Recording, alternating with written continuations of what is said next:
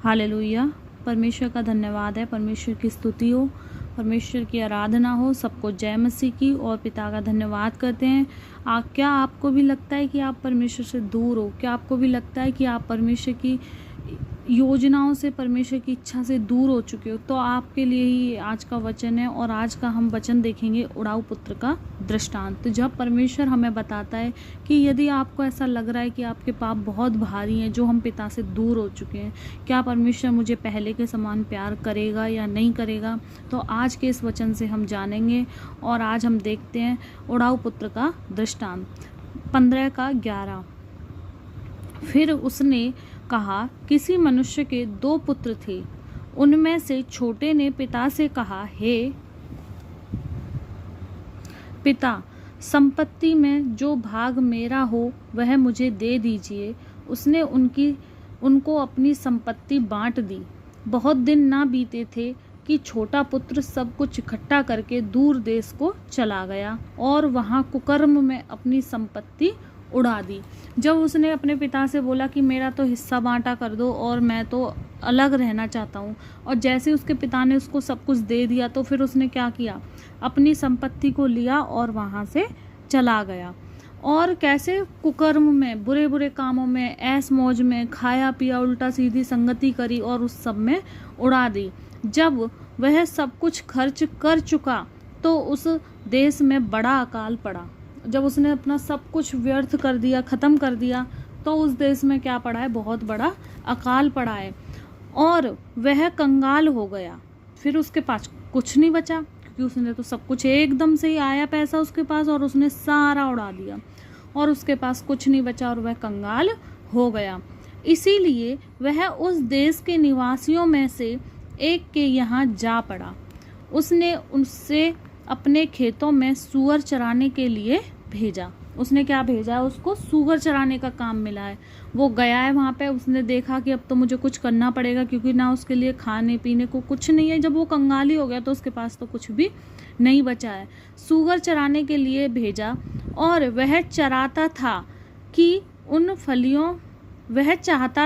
उन फलियों से जिन्हें सूअर खाते थे अपना पेट भरे। जो सूअर खाना खा रहे हैं ना, वो ये इतना कंगाल हो गया, उसके पास इतना कुछ नहीं बचा कि वो उस जो सूअर खाना खा रहे हैं ना, वो कह रहा है कि यही खाना मुझे भी मिल जाए। वो ऐसे कह रहा है, मैं अपना पेट इनसे ही भर लूं। और उसे कोई कुछ नहीं देता था।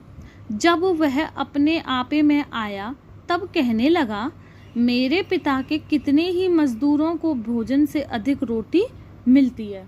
अब उसको, जब वो सारा नशा उसका उतर चुका है, उसको एकदम बैठा है, सोच विचार कर रहा है, फिर उसके दिमाग में आया कि मेरे पिता के पास तो इतना सब कुछ है कि उसके मजदूरों को भोजन से भी अधिक रोटी मिलती है, जितनी उनको भूख होती है उससे भी ज़्यादा वो उन्हें खाना मिलता है, और मैं यहाँ भूखा मर रहा हूँ। तो उसको क्या संतान है कि मैं तो इतने पिता की संतान हूँ, मेरे पिता के यहाँ मजदूर खाना खाते हैं, तो और मैं यहाँ भूखा मर रहा हूँ। उसको फिर एक एहसास आया है अपने मन में और अपने आपे में आया है वो एक तरीके से।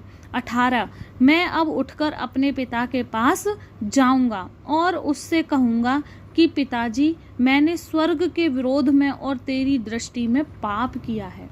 ऐसे ही जब हम संसार में रहते हैं, जब हम पिता से भटक जाते हैं, कई बार ऐसा होता है कि हम सोच भी नहीं पाते और कब हम पिता से दूर होते होते होते होते चले जाते हैं। पर परमेश्वर कहता है कि जब तुम वापस आओ और मेरे आगे माफ़ी मांगो। कैसे? कि पिता, मैं माफ़ करो, क्योंकि मैंने आपकी नज़रों में, परमेश्वर, मैंने आपकी नज़रों में, प्रभु, मैंने आपकी नज़रों में पाप किया है, मुझे आप क्षमा करो, और मैं स्वर्ग के विरोध में और तेरी दृष्टि में पाप किया है। अब इस योग्य नहीं रहा कि तेरा पुत्र कहलाऊं, मुझे अपने एक मजदूर के समान रख ले। ये उसका प्रायश्चित, मन में वो ये बातें कह रहा है कि अब पिता, मैं पुत्र बनने लायक तो नहीं हूँ, क्योंकि मैं संपत्ति भी लेके चला गया, पर लेकिन आप चाहो तो मुझे एक मजदूर के समान ही रख लो। तब वह उठकर अपने पिता के पास चला। वह अभी दूर ही था कि उसके पिता ने उसे देखकर तरस खाया और दौड़कर उसे गले लगाया और बहुत चूमा। जब वो दूर ही था, उसके पिता ने बस उसको देखा है, और देखा है तो एकदम से उसका मन भर आया उसके प्रति, और वो भाग के उसको गले लगाया है, बहुत प्यार किया उसको।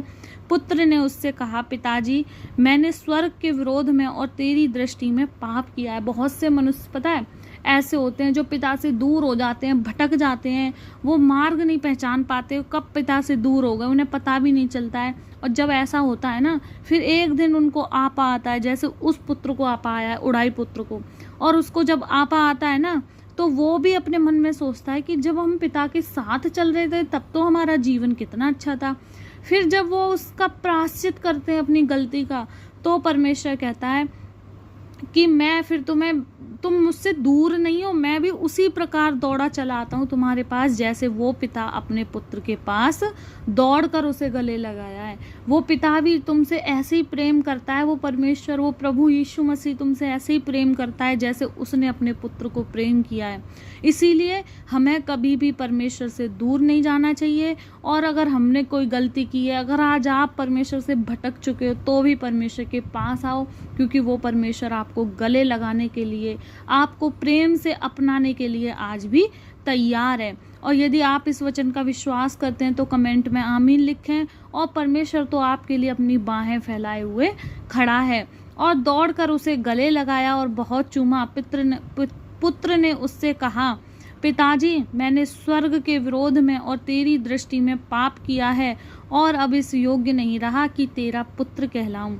परंतु पिता ने अपने दासों से कहा, झट अच्छे से अच्छा वस्त्र निकाल कर उसे पहनाओ, और उसके हाथों में अंगूठी और पाँवों में जूतियां पहनाओ, और पाला हुआ बछड़ा लाकर मारो, ताकि हम खाएं और आनंद मनाएं, क्योंकि यह मेरा पुत्र मर गया था फिर जी गया है।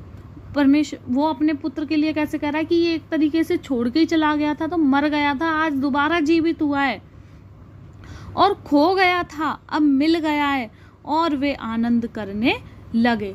जब सोचो कि परमेश्वर हमसे कैसे इतना प्रसन्न होता है, यदि कोई भटका हुआ मनुष्य परमेश्वर के पास लौट के आता है ना, तो परमेश्वर भी इतनी ही खुशी स्वर्ग में मनाता है, इतना आनंद हमारे लिए परमेश्वर मनाता है। इसीलिए अगर आज आप परमेश्वर से भटक चुके हो, तो परमेश्वर अपनी बाहें फैलाए हुए आपके लिए तैयार खड़ा है।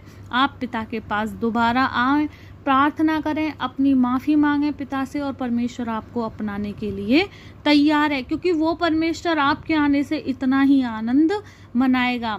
और जब उसके बड़े पुत्र खेत में था, जब वह आते हुए घर के निकट पहुंचा, तो उसने गाने बजाने और नाचने का शब्द सुना। इतना आनंद उसके पिता ने मनाया है।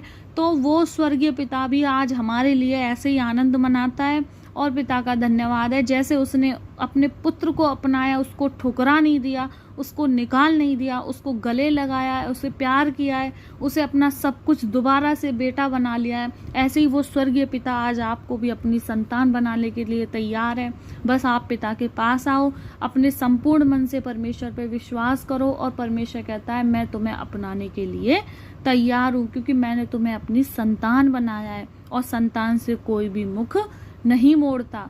तो पिता का धन्यवाद है। इसी वचन से परमेश्वर आपको आशीष दे, आपको अपने अनुग्रह से भरे, बहुतायत से। और पिता का लाखों करोड़ों बार धन्यवाद करते हैं, और परमेश्वर का धन्यवाद है। और फिर मिलेंगे एक नई वीडियो में। यदि आपको परमेश्वर की ये वचन आपको अच्छे लगे तो प्लीज़ वीडियो को लाइक करें, चैनल को सब्सक्राइब करें, और दूसरे लोगों के साथ शेयर करें। धन्यवाद। आमीन। परमेश्वर आपको बहुतायत से आशीष दे।